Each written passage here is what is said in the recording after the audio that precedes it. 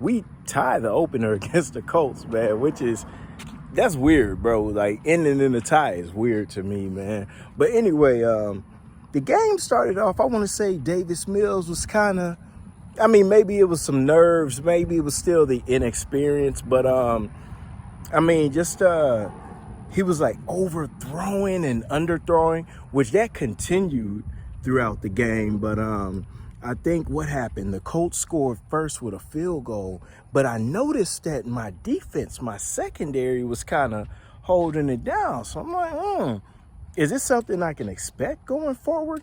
And that was the theme of the game. But check it out, man.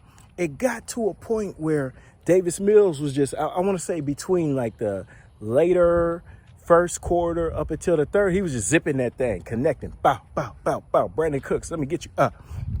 My boy Howard, the tight end, let me get you a touchdown, baby. 2 of them. And we were up 20-3. So I'm like, hold on, man. We finna beat the Colts in the opener. But then in the fourth quarter, man, Matt Ryan brought them Colts back, and we head into overtime. But in between that, man, I want to say not Howard, but man, what's my boy Hughes, man? He had 2 sacks and got an interception, man.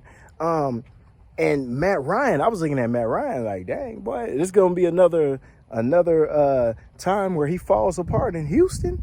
But like I said, he ends up getting them to tie the game in the fourth quarter. Now check this out. The Colts had a drive in the fourth quarter that set them up in field goal range to end the game, man.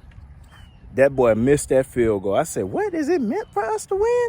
But we could not, even at the beginning of overtime, man, we just could not make anything happen. Davis Mills was getting sacked. And there was one point in the game where I was looking at Davis Mills like, man, could he? I mean, you know, you just be caught up in the game, caught up in the moment. I'm like, could he be our version of Tom Brady? You know, but, inexperience was showing towards the end of the game, where I felt like he could have iced the game and really made a name for himself or left his mark. And one of the commentators was like, they were looking for who's going to be the star on this team. And I mean, right now, the way Lovie Smith and Pep Hamilton has this thing set up, man, we're actually trusting the plays. We're trusting the execution. There is no quote unquote star. Now, Brandon Cooks, I mean, he's a 1,000-yard receiver. You put him with any quarterback, he's going to get 1,000 yards. But there's no standout guy that we like, hey man, we could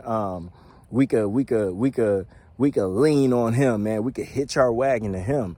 And I mean, Davis Mills was voted as a captain.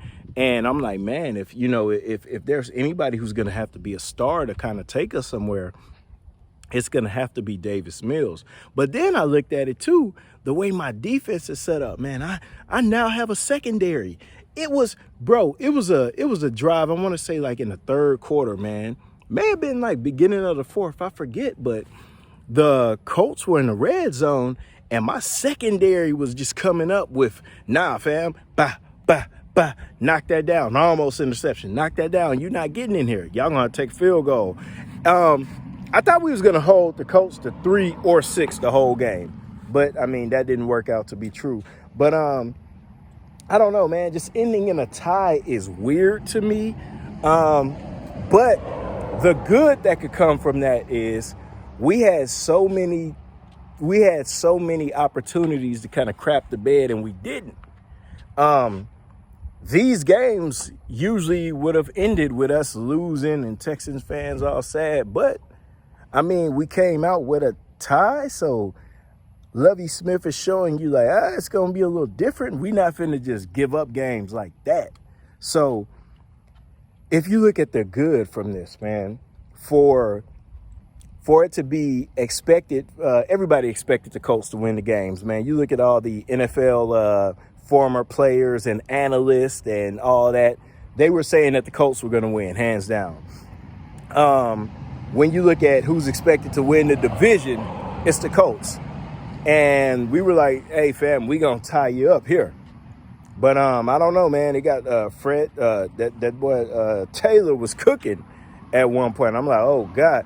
But again, we didn't let him kill us this game, man. So I'm here, man. I haven't looked at the schedule to see who we got next week, man. But man, it's looking like we're gonna be all right. You know, hey man, if again, I think I've said this before on here. If Davis Mills can just be Matt Schaub at his best, we'll be fine, man. You know, but for Davis Mills to be successful as he's equipped right now, he's just going to need a lot of support around him to be successful.